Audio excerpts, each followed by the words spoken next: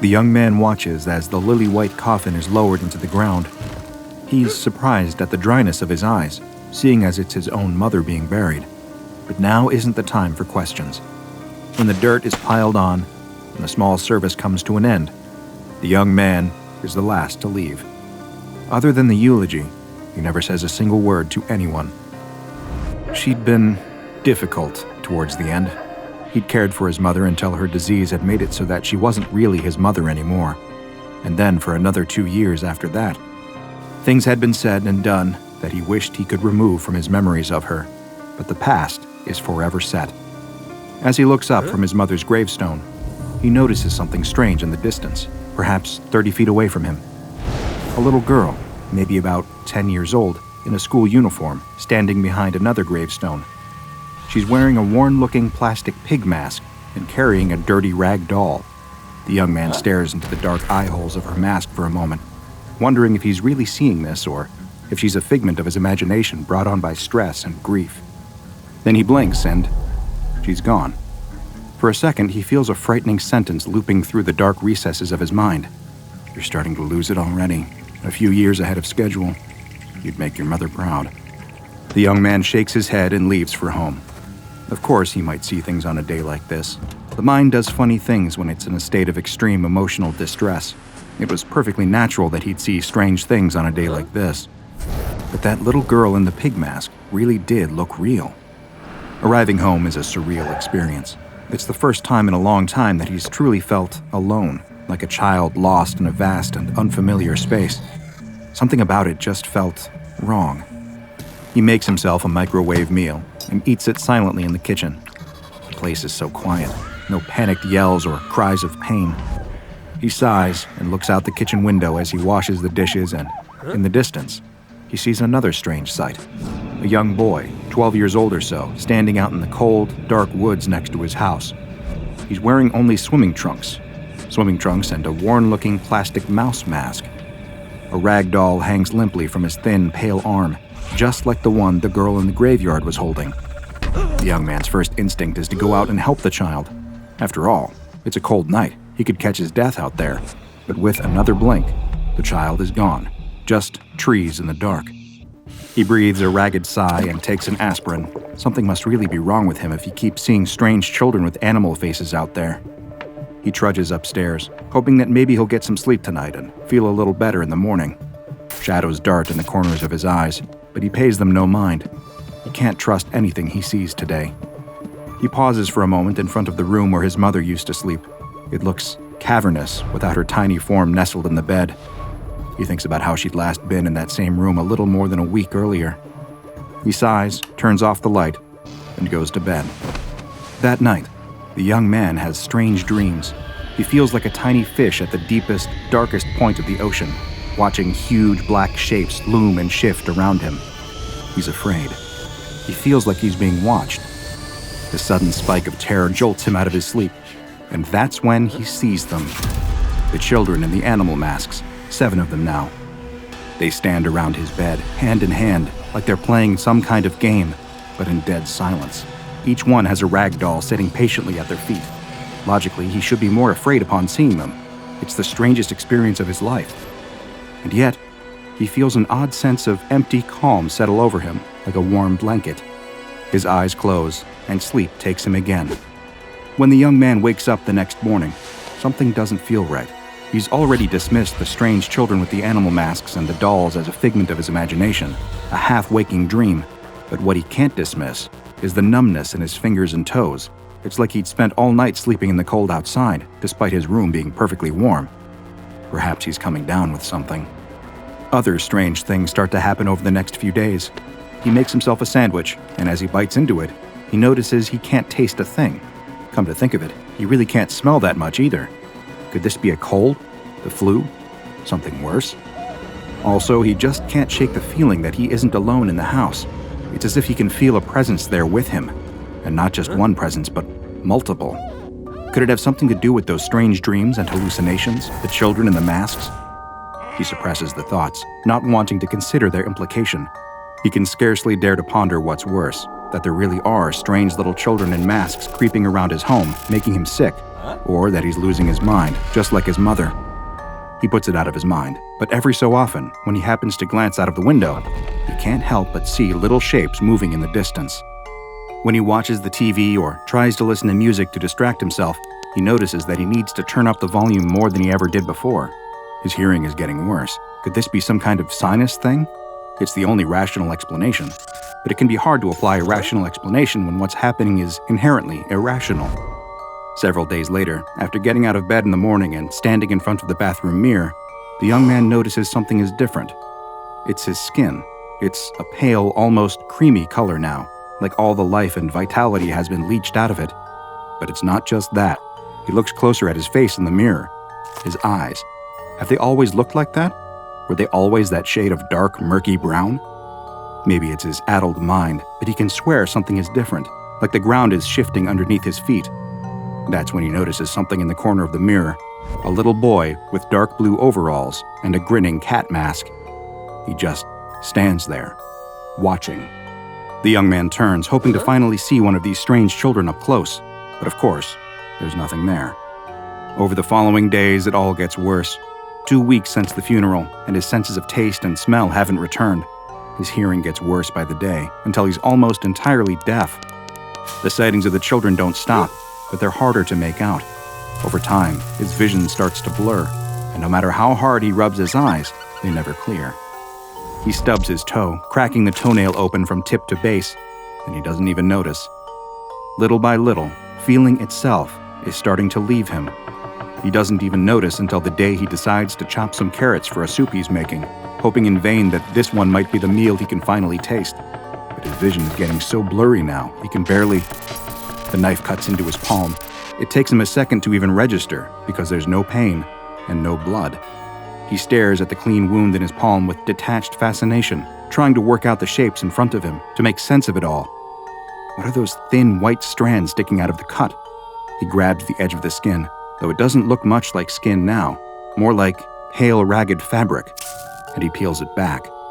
No blood, no sinew, no flesh, just puffy white stuffing underneath. He's in bed, and has been for a few days now. He can't taste, smell, hear, feel, or even see. All he can do is think in the dark. He's confused and afraid. He wants his mother, but she's long gone. On the outside, he's shrinking away, drawing into himself. He can't move or talk as he gets smaller and smaller. They walk in through the walls, the children in masks, ready to receive their new toy. The young man is nothing more. All that's left is another rag doll with a pair of brown button eyes laying on the bed. A little boy in a rabbit mask steps forward and picks it up. He stares at it for a moment before the children leave, and the house is empty once more. This is the kind of unpleasant, anomalous experience you can expect from a close encounter with SCP-747, aptly nicknamed Children and Dolls. SCP-747 specifically refers to the phenomenon of these strange, anomalous children wearing animal masks. Studies have shown that, masks aside, all of these children are identical to children who have proven to have died around the time that their anomalous counterparts first manifested. This leads us to the working theory that the SCP-747 instances are spectral manifestations of the children they once were, twisted somehow by the unifying force of SCP-747. This is a theory supported by several pieces of unsettling information. Agents from the SCP Foundation disguised as grief counselors conducted interviews with the bereaved parents of each of the deceased children, and through these heart-wrenching interviews, they were able to discover that each of the children who died had possessed a doll that they loved very dearly. So much so that the dolls were each buried with them, because on some level, the thought of separating them from this last comfort of the mortal world was too painful for the parents to bear. Given the preoccupation with dolls exhibited by SCP-747 instances, the Foundation found these facts to be highly illuminating. The physicality of SCP-747 instances, or rather, the lack thereof, also points towards the theory of them being powerful spectral manifestations.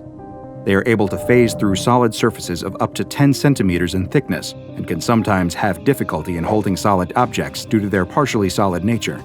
They live mysterious and lonely lives on a plane of reality adjacent to our own, and they have never been seen to speak, though it's likely that they do have some form of communication with one another. Outside of individuals they're directly targeting, the SCP-747 children show little interest in other non-anomalous humans. They mainly seem to occupy themselves with their dolls and with each other. It is unknown to what extent the children are truly sentient, but they do appear to have some form of self-comprehension, manifesting in an awareness of the space they take up and their surroundings, which keeps them from bumping into things as they walk. But of course, their spectrality is hardly the most unsettling or eye-catching feature of SCP-747. No, the real danger of SCP-747 is the fact that they're able to turn human beings into dolls, a process which takes a matter of seconds to instill, but 21 torturous days to finally take effect. In order to begin this process, the children will select a human that intrigues them, perhaps one that would fit in nicely with their collection. The Foundation isn't currently aware whether there are any fixed criteria for victim selection or if it's just a matter of wrong place at the wrong time. When the time is right and their selection is secure, they'll lock hands and form a ring around the human in question for 5 to 7 seconds. This is all it takes. 1, 2, 3, 4, 5, 6, 7 seconds, and you're already at the point of no return. After completing this brief ritual, the children will go their separate ways, and the process will begin to take hold. This is why it's so imperative for the SCP Foundation to keep a lid on SCP-747's activities. While there's no cure for the process once the ritual is done, it is possible to prevent the ritual from being completed in the first place by escaping the circle and leaving the SCP-747 children. However, they have cognitohazardous measures against this, with many victims reporting a sense of blankness or thoughtlessness while within the circle. They induce a placid state of mind to prevent resistance from the horrible fate they're bestowing. The transformation doesn't incur any immediate symptoms. However, after 15 minutes or so, the victim will begin to experience numbness in the extremities, much like the kind caused by cold weather or poor blood circulation. Symptoms will gradually worsen over the next 21 days, though if the victim enters a state of chronic stress or anxiety, this process could potentially shorten to as little as 10 days. The conversion can often be neatly divided into 3 distinct stages. Stage 1. Loss of minor senses. The most frightening aspect of this initial stage of transformation is the fact that many of its symptoms could easily be written off as that of more common minor ailments. The senses of smell, taste, and hearing will begin to dampen and then disappear entirely, in what may at first seem like a severe cold. The victim may express a sense of distress at their condition at this stage, but will remain largely mentally stable. Any deviations from that expectation into more extreme mental instability should be taken as a sign of an accelerated transformation rate. However, towards the end of Stage 1, a more pronounced change will start to take hold. The victim will notice a slow shift of their eye color and skin tone to reflect the colors of the doll, though this is only the beginning. Stage 2. Loss of major senses. Over the next 13 days, the victims will begin to lose their senses of sight and touch, resulting in extreme mental instability and stress. The victims may attempt to perform gruesome experiments on themselves, trying to rediscover feelings in their body, only to become more unstable upon realizing that these senses are gone for good. At this stage, the frightening anomalous physical changes will become even more pronounced. The skin of the victim will take on a rough, ragged quality as it transforms from normal skin into a variety of fabrics. The internal organs are also slowly transformed into a patchwork of synthetic stuffings, and even the victim's eyes will start to harden into buttons. However, the victim will remain alive throughout this entire grim process, even as their autonomy over their own body rapidly fades away. Stage 3. Full transformation. Within 24 hours of entering Stage 3, the victim is fully and irreparably turned into a doll. The SCP-747 children will treat this doll just like they treat any others, and if ever a doll created by the influence of SCP-747 is destroyed, they will show greater interest in humans once again, until a new target for conversion is selected. The SCP Foundation currently has 7 SCP-747 specimens in containment. SCP-747-01 is an approximately 7-year-old male wearing a set of blue pajamas and a zebra mask. SCP-747-02 is an approximately 12-year-old male wearing swimming trunks and a mouse mask. SCP-747-03 is an approximately 10-year-old female wearing a uniform typical of an expensive private school and a pig mask. SCP-747-04 is an approximately 14-year-old male wearing a winter coat and a rabbit mask. SCP-747-05 is an approximately 12-year-old female wearing a striped sari and a giraffe mask. SCP-74706 is an approximately 5-year-old girl with a bright pink dress typical of a beauty pageant contestant and a goat mask. And finally, SCP-74707 is an approximately 9-year-old male wearing blue overalls and a cat mask. Interestingly, he was also found with a physical note containing a short story about a mother searching for her child in the afterlife. Interestingly, the mother of this particular entity, before becoming an SCP-747 instance, is believed to have died in childbirth. All of the SCP-747 instances that the Foundation has in containment are kept in a single containment chamber, 30 meters by 10 meters in size, with concrete walls at least 15 centimeters thick to prevent the children from phasing through them. It is mandatory that any unusual behaviors by the children are reported to a superior immediately. If the children seem to take an interest in any members of the staff that research, guard, or attend to them, that member of personnel must be transferred to a different project immediately. The children are allowed a total of 25 dolls to keep them placated, excluding ones created by their anomalous influence, and the SCP Foundation only permits their dolls to be temporarily removed from the containment chamber for examination and repair. Any staff members who begin to show the previously described symptoms of anomalous SCP-747 influence are to be quarantined and contained separately. Task Force 747B8 remains on call in the event of a containment breach to handle tracking, capture, and containment. Due to the incredibly volatile and dangerous nature of interfacing with SCP-747, Level 3 staff and above are only able to come into contact with them if the situation absolutely demands it. SCP-747 has been given the Containment Object Class Euclid due to their phasing abilities and unpredictable nature. After all, who could ever really know what's going on behind those masks? But there's one more detail about SCP-747 that is perhaps the most frightening of all.